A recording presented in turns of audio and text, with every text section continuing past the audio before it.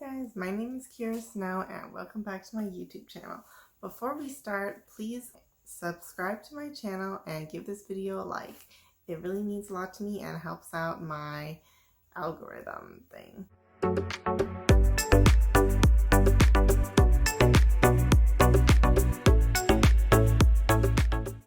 So today we're going to be going over the highlights and the low points of episodes 10 and 11 of RuPaul's Drag Race All-Stars Season 7 All-Winner Season.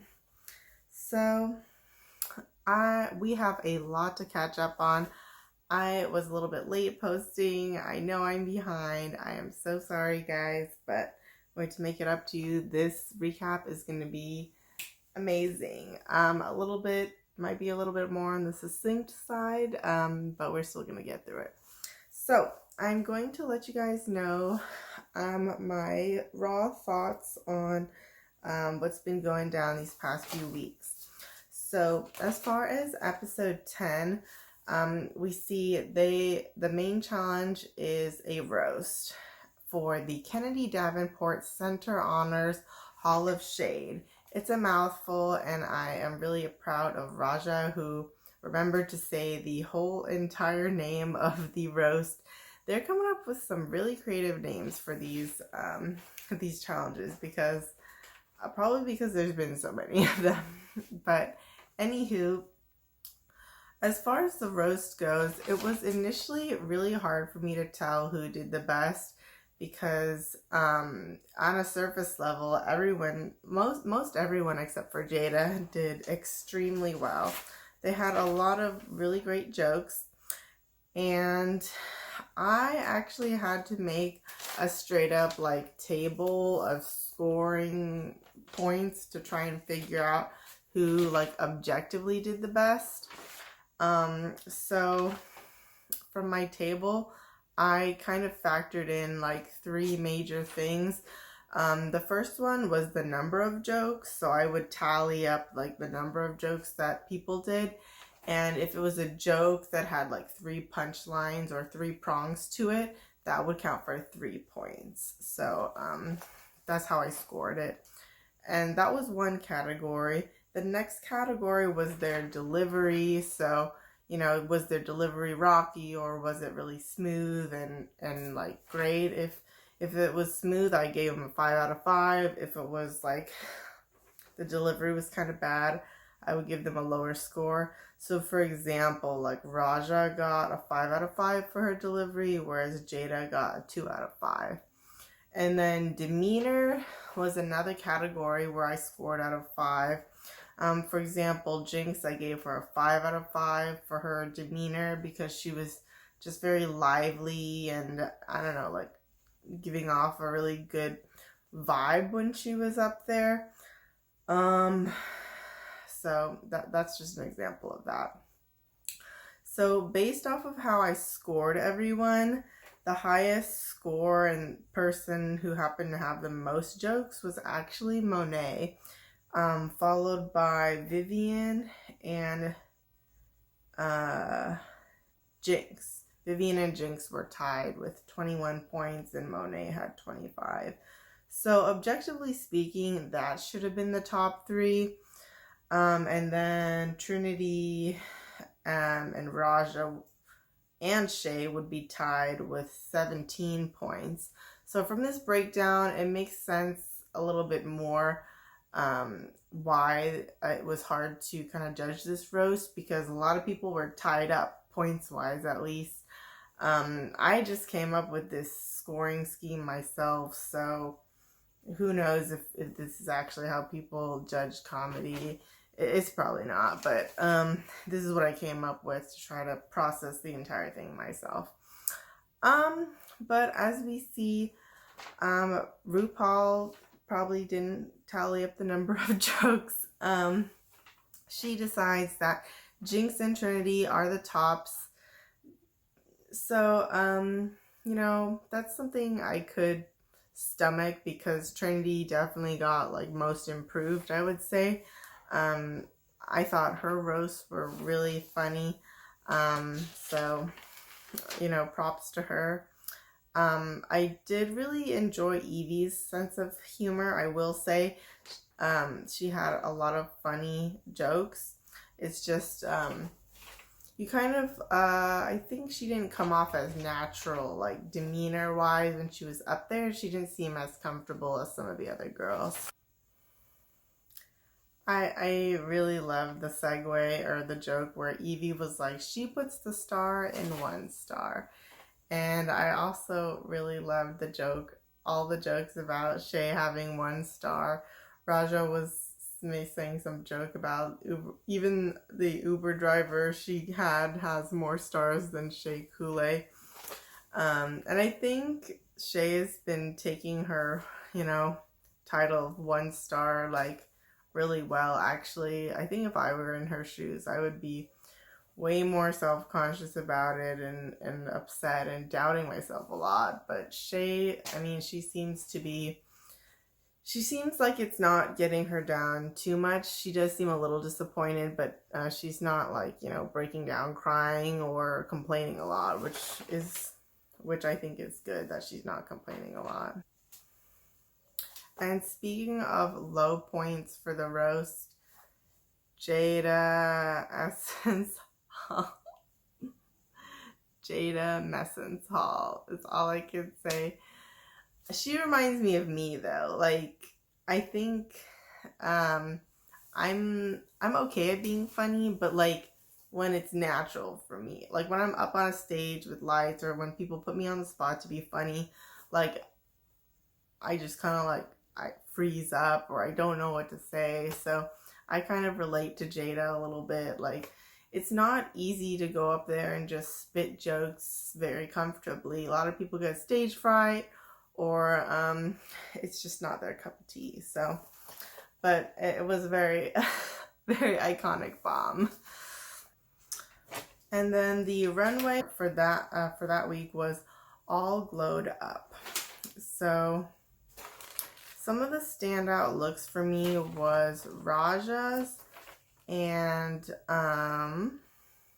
Evie's with her mushroom look. I think Monet's was really pretty as well. It just wasn't as striking when the lights were off as Evie's was. And I think Raja's was really smart. Trinity's, it kind of looked like too much of a mess. There was too many lights everywhere, so because of that, I wasn't like super into that particular look. All right. So with the top two being Trinity and Jinx, we see that the winner is Jinx. Surprise, surprise. She is absolutely crushing the competition. And that wraps it up for episode 10. Now we're going to move over to episode 11. So if you need to pause, stop the video, go watch episode 11 real quick and come back, then feel free to do that. I am going to keep charging through though. So on towards episode 11. So this is the semi-final episode right before we have the final lip sync SmackDown for the crown. So this episode is all about the talent show. They give it a specific name. I'll insert it here, but it's basically the talent show. The only like twist is that they get to also give money to a specific charity of their choosing, which I thought was really cool and really generous of RuPaul's Drag Race and RuPaul. And in honor of this week being all about legendary legend stars, I have one on my chest here. Show it to you guys. I made it myself. That's why it looks kind of crappy, but it cost the low price of $0. And I didn't have a special look put together, so I was like, the least I can do is make something kind of cute and crafty. It's literally held here with like duct tape. So when I was making it, I was like, I felt like Jinx Monsoon hot gluing stuff to myself because I was just like scrambling at the last minute. So I guess now I can't really judge the queens who have to hot glue things because I'm no better than they are. But anyways, for this week, it is the talent show. And the queens find out that there is 3 stars up for grab for the winners of this week's challenge.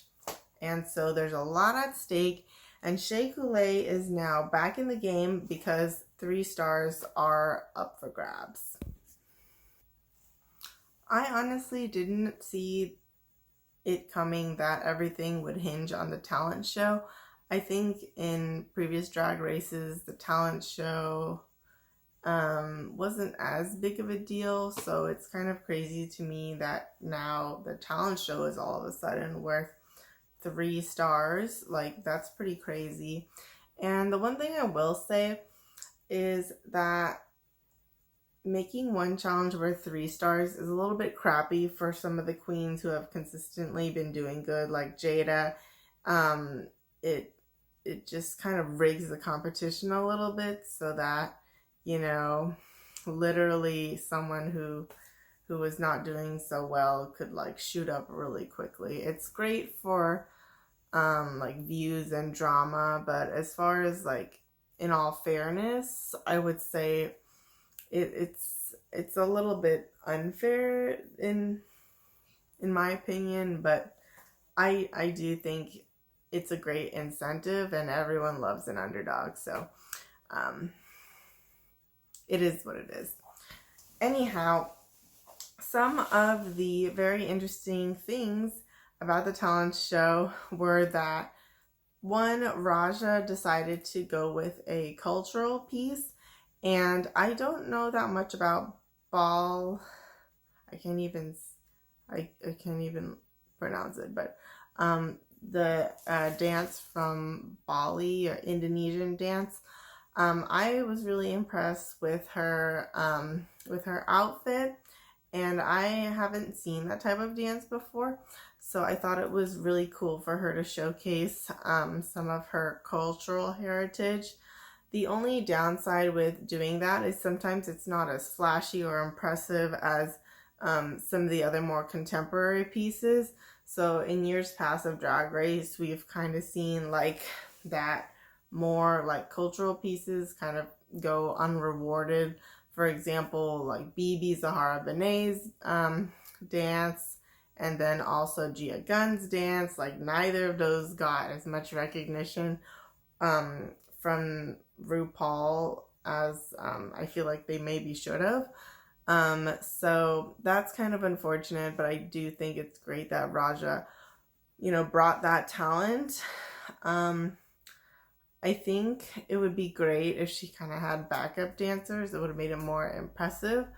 But I just don't know if that's appropriate for that type of dance. And then also the song choice. I don't know if that could have been changed or enhanced, but I think maybe if she had made the music a little bit more amped up, then it could have potentially grabbed more attention from like RuPaul or something and squeaked in a win. I think she's still deserving of a high score for that talent show because hers was arguably one of the most unique aside from Monet in this particular talent show. We had a lot of queens perform original music. Some of them sang like Jinx and Vivienne, and I think Shea had a mouthpiece, so she was kind of singing as well. And then we had some queens who didn't sing because they're probably not singers, like Trinity. And we had the star of the show was Monet. So we need to take a minute to talk about Monet. She sang a full-on opera piece. I believe it was called La Sonnambula. And it was just one of the most amazing things I've ever seen.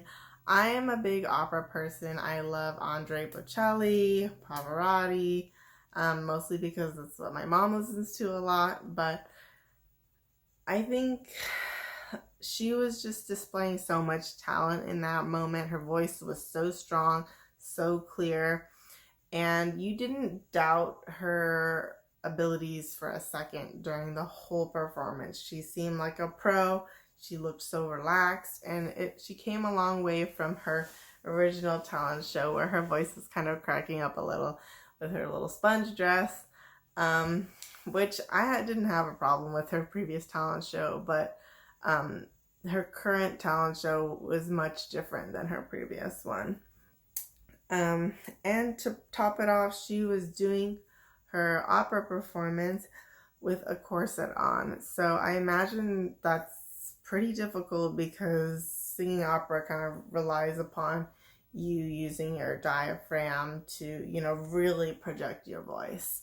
And really, in that moment, like, I don't even know what the song translates to being about, but in that moment, I felt so inspired, and I felt like, you don't typically see African American people doing opera, so that was a really interesting, moment for her to be, in the spotlight, showcasing her talent, doing something that, people who look like her wouldn't typically be doing. And I just felt like she was breaking down like boundaries with that performance, and she looked absolutely gorgeous. She looked in her element, and she really like slayed, period. I don't even know what to say. It was just the perfect performance that was very jaw dropping. Like, my jaw literally dropped. So if anyone should be in the top, I think one of them should definitely be her. And I also noticed that during the episode they mentioned about Evie saying I think she had been a witness of domestic violence, and that also she was a little bit, I guess, disappointed or sad that her condition, her health condition was worsening, and that, this is going to be one of the last times that she could do certain types of tricks on stage and stunts on stage because, she's just getting like weaker physically. And she started crying a little bit during the Tic Tac talk. And I really commend Evie for, coming on this show and, really doing super well. Like, this whole time I had no idea, she was even undergoing like a great amount of pain or decline. Like, she was always just telling jokes and acting happy. I did know about her condition from her previous season, but she never like showed that it was affecting her greatly. So I kind of forgot about it a little bit until now. And it is really like heartbreaking to hear her story, but also very inspiring. I really wish the best for her, and I hope that she continues to do what she loves and that she's able to do it for, as long as she wants to. I know that things are going to be like much more difficult for her than any typical queen. But I am like really proud of her, and I know that everybody around the world and RuPaul and all the other queens are so proud of her for living her dream despite, setbacks that are out of her control. It's just really inspiring, and I think it's very commendable on her part. And so at the end, we get to tally up the stars and see who gets to make it to the final lip sync SmackDown for the crown. The queens that are 100% going to the lip sync SmackDown are Monet, Jinx, and Shea, just for raw star points tallying up. But there is a tie for the fourth queen that will enter the lip sync. There's a tie between Jada and Trinity. And the person who gets to decide the tiebreaker is Monet. This was something I had no idea was coming. And I was pretty shocked, to be honest. And there's basically really no rhyme or reason as to whether or not Trinity or Jada deserve to move on. It's literally just up to Monet. Monet could flip a coin and decide. Like, I don't know. It just it seems very arbitrary to me, and not like something that would be going on in a competition that claims to be rewarding the best of the best. Like, if you're gonna base it on a coin flip, like, sorry, that was a little bit harsh, but if you're basing it on a coin flip, like, it just becomes up to chance. It's no longer about skill. That's the only issue that I have with it. But it's not my competition, so I'm just reporting on the sidelines here from my room. So, anyways, Monet ends up choosing Trinity. So I think both queens were deserving, both Trinity and Jada.